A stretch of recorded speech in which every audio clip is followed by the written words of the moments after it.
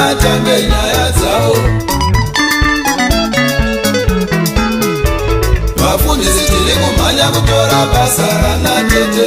Kana tete varipo regai vatonge nyaya dzavo. Vafundisi tinotuwa kumhanya kumweya. Iyo nyaya yacho ichipera ipapa panyama. Mazoichuna nyaya maitatsvakiritso.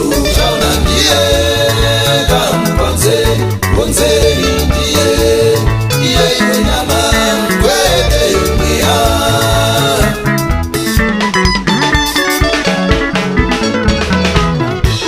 Varipo Satani paanoti mandinyanyira. Uyu munhu akangozvishatira ega. Hapana tangu chandakamupa kana kwaakazvitora nendosivamo.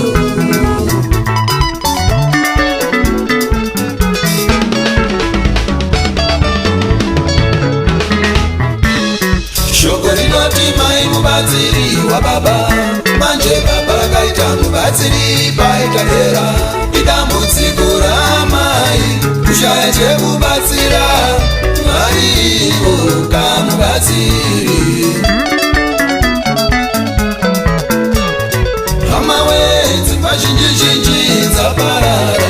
Nevanhu vasingazivi kamabasa avo mudzimba. Vakadzidzisei pasi pevarume venyu. Nevarume ive madzimai. Yesu Kristu akadawo chechi.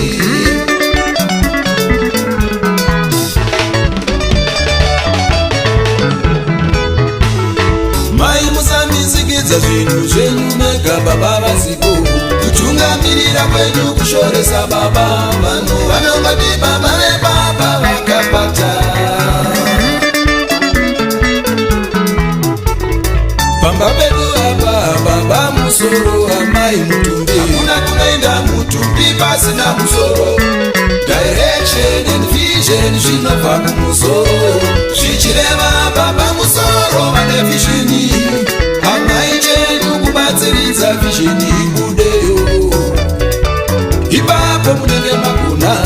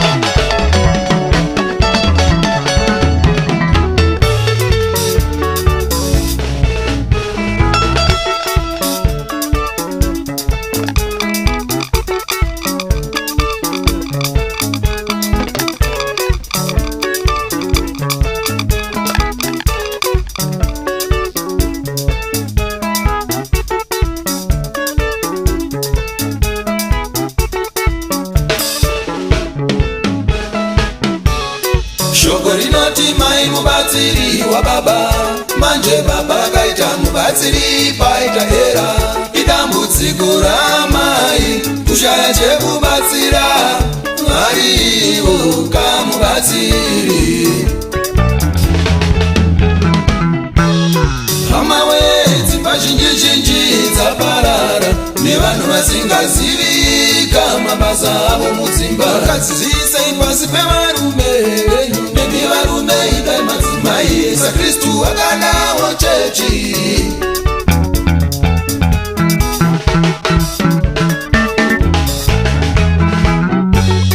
Mai musamisikidza zvinhu zvenyu mega baba vasipo. kumira kwenyu kushoresa baba. Vanhu vanongoti baba vepapa vakapata.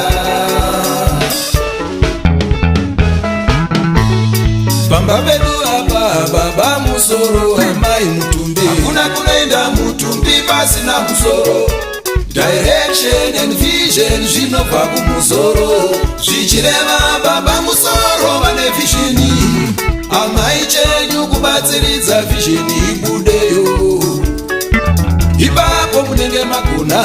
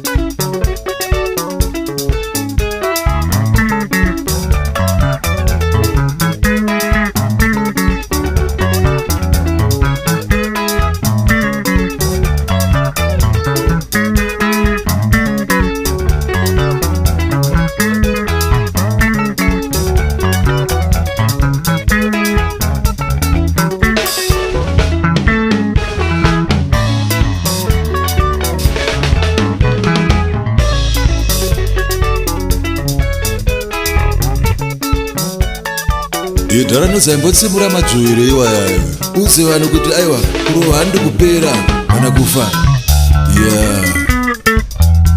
Ipapo